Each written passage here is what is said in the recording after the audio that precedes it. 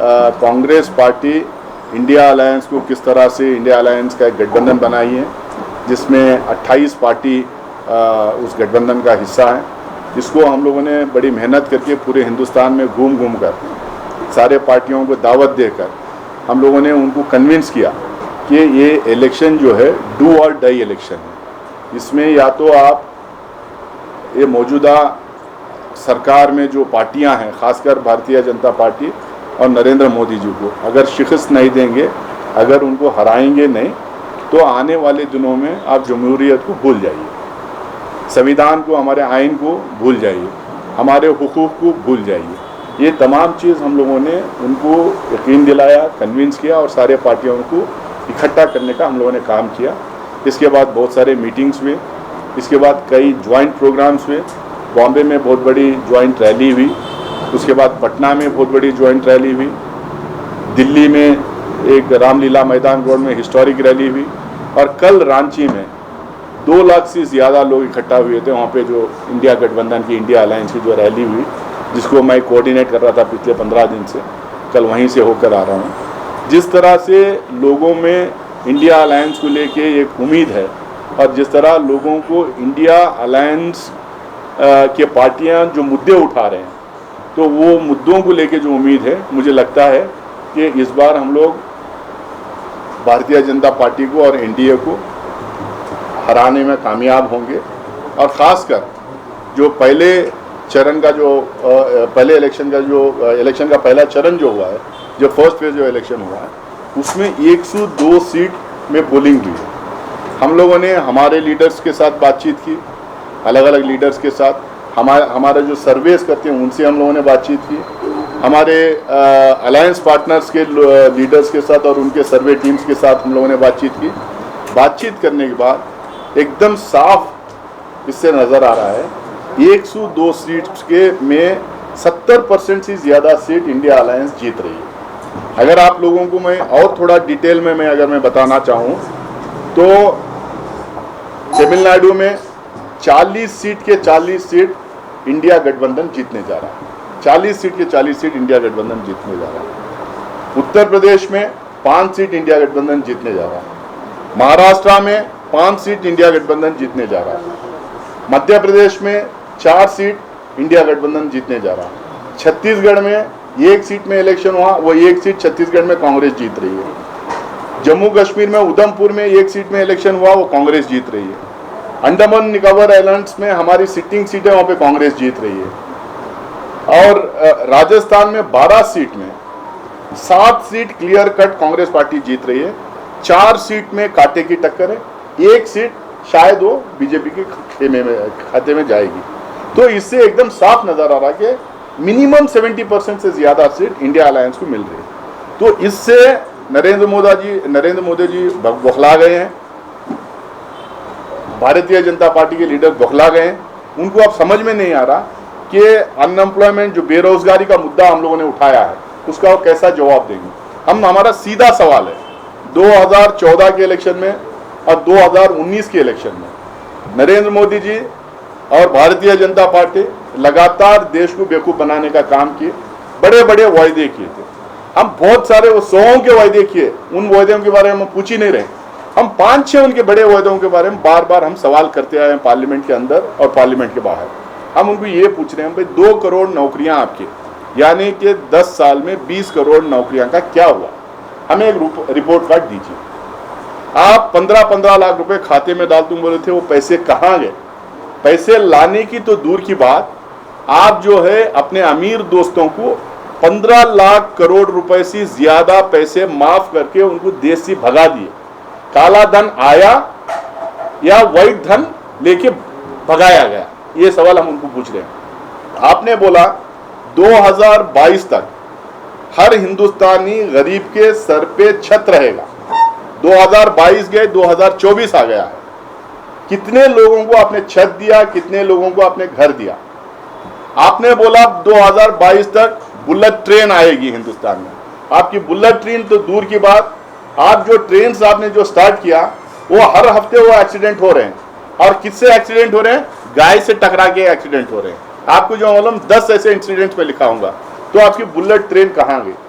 आपने देश के किसानों को वायदा किया, आपने वादा किया देश के किसानों को कि 2022 तक उनकी इनकम डबल होगी।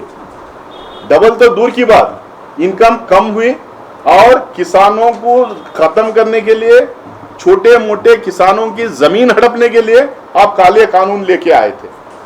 14 महीने एजिटेशन चला, काले कानून वापस लेना पड़ा, 800 से ज्यादा किसान मारे गए। तो हम इसके ऊपर सवाल उठा रहे हैं। हम कह रहे हैं कि आप MSP, minimum guarantee, minimum support price जो किसानों को देने की बात की थी, उसका क्या हुआ? आज हम मैनिफेस्टो में कह रहे हैं कि हमारी सरकार अगर आए तो पहले दिन हम एमएसपी किसानों को देंगे और डिक्लेयर करेंगे। तो इस तरह की जो 5-6 बड़े जो गारंटीज थे वो हम लोग बार बार उनसे पूछने की कोशिश की, उसका जवाब नहीं हुआ। उल्टा ये क्या कह रहे हैं, हमको 400 पार करवा दीजिए, 400 हमको पार करवा दीजिए।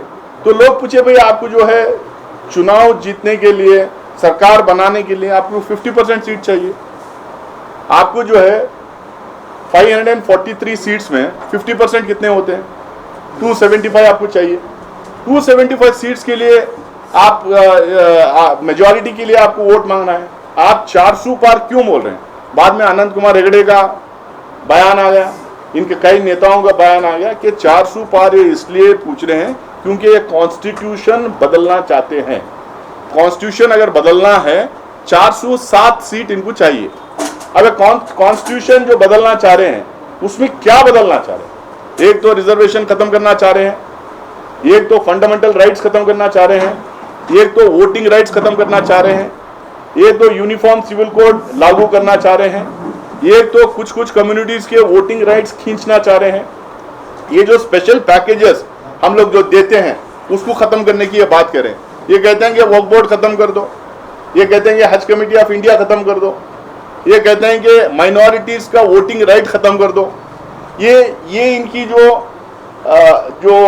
इनके जो लीडर्स नागपुर में बैठे हैं जो बार बार कहते हैं कि कॉन्स्टिट्यूशन बदलना है, तो उनका जो आरएसएस का लिखा हुआ कॉन्स्टिट्यूशन इस देश पे लागू करने की इनका एक षड्यंत्र है, इनकी एक जो कॉन्स्पिरेसी है। अब ये साजिश जब भी इनकी कामयाब होगी, इस साजिश में जब भी ये कामयाब होंगे जब इनको 407 सीट मिलेंगे। जब हम लोगों ने इसका खुलासा किया, जब हम लोगों ने इसकी बात करने लगी, जब हम लोगों ने इसको खुल के लोगों के बीच में इनका जो कॉन्स्पिरेसी है लोगों के बीच में लाने लगे, तो इस देश के दलित, इस देश के आदिवासी, इस देश के अक़लियत और इस देश के बैकवर्ड सब इकट्ठा होके हमारा ग्राउंड रिपोर्ट, मैं पूरे हिंदुस्तान में घूम के आ रहा हूँ, हमें जो ग्राउंड रिपोर्ट हमारी हेड ऑफिस में मिल रही है, ये सारे जो कम्युनिटीज मिलके एक तरफा वोटिंग की हैं। हमारे लीडर्स भी बहुत सारे ऐसे हैरान हैं, खासकर राजस्थान, मध्य प्रदेश, छत्तीसगढ़ वगैरह में, कि इस तरह की वोटिंग कैसे हुई। तो मूल मुद्दा लोगों के सामने कॉन्स्टिट्यूशन जो है बदलने की कोशिश कर रहे हैं, उसको नाकाम करना है। अनएम्प्लॉयमेंट का जो इतना बड़ा मुद्दा है, अब एम्प्लॉयमेंट जनरेट करने वाली पार्टी को वोट देना है, और जो पार्टी हमारे जो इंस्टीट्यूशंस को बचा सकती हैं उसको वोट देना है, हमारे कॉन्स्टिट्यूशन को जो प्रोटेक्ट कर सकती है उसको वोट देना है। तो ये मुद्दे ग्राउंड पे बन गए। इसके वजह से जब इनका इंटेलिजेंस रिपोर्ट मिला, जब प्रधानमंत्री को ये पता चला कि 70% से ज्यादा सीट इंडिया अलायंस को जा रहे हैं जो पहले वाले फेज में, तो कल इनकी बयानबाजी हुई। अब बयानबाजी क्या करते हैं?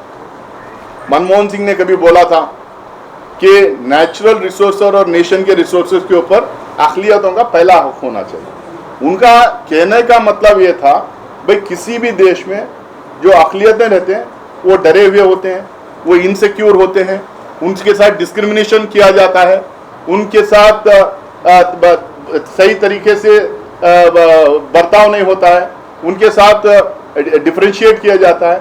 तो इसके लिए उनको प्रोटेक्शन देने की ज़रूरत है, उनकी भलाई, उनका डेवलपमेंट को लेकर भी उनका ख्याल रखना है, इसको ले उनकी तरफ तवज्जो देने की ज़रूरत है करके मनमोहन सिंह जी ने बोला था। कल जिस तरह का बयान उन्होंने प्रधानमंत्री दिया है, ये आज तक मुझे नहीं लगता कि कोई हिंदुस्तान का प्रधानमंत्री इतनी गिरी हुई हरकत किया होगा, इतने गंदे तरीके से किसी एक कम्युनिटी को टारगेट करके इसके गंदे तरीके से बयानबाजी किया होगा। आज कल रात में हम लोगों ने इलेक्शन कमीशन को कंप्लेंट किया। आज टाइम अभी थोड़ी देर पहले हमें मिला था, हमारी टीम वहाँ पे गई है, कंप्लेंट की है और बोले हैं कि इस कंप्लेंट को लेके एक्शन लेना चाहिए प्रधानमंत्री के ऊपर करके उनको हम लोगों ने बोला है। इन लोगों ने ये भी बोला है कि ये जो मैनिफेस्टो कांग्रेस का है, ये मैनिफेस्टो में खाली मुसलमान मुसलमान करके लिखा हुआ है। तो हम लोगों ने कॉन्स्टिट्यूशन के कॉपी भेजी है प्रेसिडेंट ऑफ इंडिया को और इलेक्शन कमीशन को कि खुलेआम एक प्रधानमंत्री झूठ बोलता है। अगर हम दलितों की बात करते हैं, बैकवर्ड्स की बात करते हैं, माइनॉरिटीज़ की बात करते हैं, किसानों की बात करते हैं, मजदूर की बात करते हैं, महिलाओं की बात करते हैं, तो हम ये कहते हैं कि कोई समाज में जो है इक्वालिटी होना चाहिए, कोई समाज में लेवल प्लेइंग फील्ड होना चाहिए। अब कोई दबी कुचली अगर कौम है, वो कोई भी हो सकते हैं, दलित भी हो सकते हैं, मुसलमान भी हो सकते हैं, क्रिश्चियन भी हो सकते हैं, बैकवर्ड भी हो सकते हैं, उनको लेवल प्लेइंग फील्ड बनाने के लिए कुछ स्कीम्स देते हैं, कुछ स्कॉलरशिप्स देते हैं, कुछ अलग अलग उनके लिए पैकेजेस देते हैं। ये लेवल प्लेइंग फील्ड के लिए किसी को किसी के खिलाफ खड़ा करने के लिए नहीं कहते। तो उन्होंने ये जो कल झूठ बोला है, उस झूठ को भी लेके हम लोगों ने इलेक्शन कमीशन में कंप्लेंट किया और प्रेसिडेंट ऑफ इंडिया को भी हम लोग ये कॉपी भेज रहे हैं और पूरे हिंदुस्तान में मैनिफेस्टो की कॉपी हम बंटवाएंगे कि एक प्रधानमंत्री किस तरह से झूठ बोल के हिंदुस्तान के समाज को डिवाइड करके, पोलराइज करके वो वोट लेने की कोशिश करता है और किस तरह से वो जीत के आता रहा पास्ट में। ये उसका पर्दाफाश हम लगातार आज से करना शुरू करेंगे। हमारे मुद्दे साफ हैं। हम चाहते हैं कि हम हिंदुस्तान के समाज में सबका बराबर का हिस्सेदारी हो, हिंदुस्तान के समाज में सबको जो है, जो गरीब है उनको लेवल प्लेइंग फील्ड मिले, जो अनएजुकेटेड यूथ हैं उनको नौकरियां हम क्रिएट करें, प्राइवेट सेक्टर, पब्लिक सेक्टर सब में।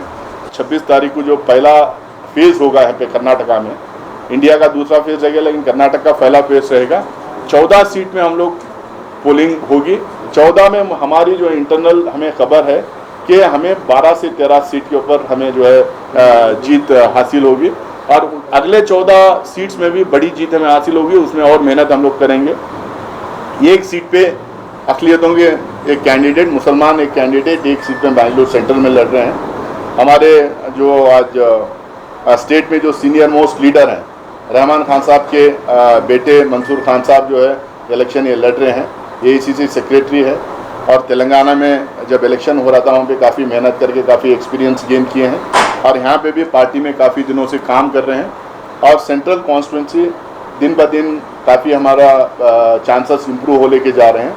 हमेशा जो है जब से मुझे लगता है कि 60 से लेके 10-12 साल पहले तक, 15 साल पहले तक भी जो है लगातार बैंगलोर में एक मुस्लिम कैंडिडेट जीतते आए हैं। इधर 2-3 इलेक्शंस में हम लोगों को कामयाबी नहीं मिली। पहले 3 सीट में जीतते थे, बैंगलोर में, हावेरी में, गुलबर्गा में, बाद में गुलबर्गा रिजर्व हो गया। हावेरी में हम लोगों को पोलराइजेशन की वजह से हम जीत नहीं पाए। सेंट्रल में हम लोग कामयाब हो सकते थे, फॉर सम रीज़न जो है 14 का इलेक्शन पूरे हिंदुस्तान भर में पोलराइज था, 19 का इलेक्शन पूरा पोलराइज था। ये इलेक्शन थोड़ा लेवल प्लेइंग फील्ड है और फिज़ा भी ठीक हो लेके जा रही है। मुझे लगता है कि एक तरफा अगर हम लोग सब एक होके अगले 3-4 दिन और मेहनत करके अगर हम लोग मेहनत करेंगे और एक तरफा वोट देंगे तो हमें सेंट्रल में भी हमारे कैंडिडेट को कामयाब बना सकते हैं और बहुत दिनों के बाद एक मुस्लिम कैंडिडेट को हम लोग यहाँ पे जिता सकते हैं। मैं खासकर बैंगलोर सेंट्रल पूरे कर्नाटका के अवाम से अपील कर रहा हूँ कि आप जुमा का दिन रहेगा, जहाँ जहाँ भी ये वोटिंग पे 26 तारीख की वोटिंग में जुमा का दिन रहेगा, सारे 14 सीट्स में भी आप लोग जुमा के बाद के लिए वेट मत कीजिए, जुमा के बाद का इंतज़ार मत कीजिए। जुमा के पहले सवेरे सवेरे नमाज पढ़ लेंगे, पहले जाके अपना वोट डाल के आके फिर जुमा की तैयारी कीजिए। जुमा के बाद के लिए वेट कर लेंगे वोट करने के लिए, फिर ऐसे ही 1-2 घंटे टाइम निकलते जाए तो हो सकता है जो हम जाके क्यू में ना खड़े हों और वोट ना डालें। इससे भारी नुकसान सेकुलर ताकतों को होगा और ख़ासकर सेंट्रल में जो है सारे लोग, अलग अलग जमायतों से भी मैं अपील कर रहा हूँ, अलग अलग लीडरों से अपील कर रहा हूँ और आवाम से भी अपील कर रहा हूँ कि एक हिस्टोरिक चांस है।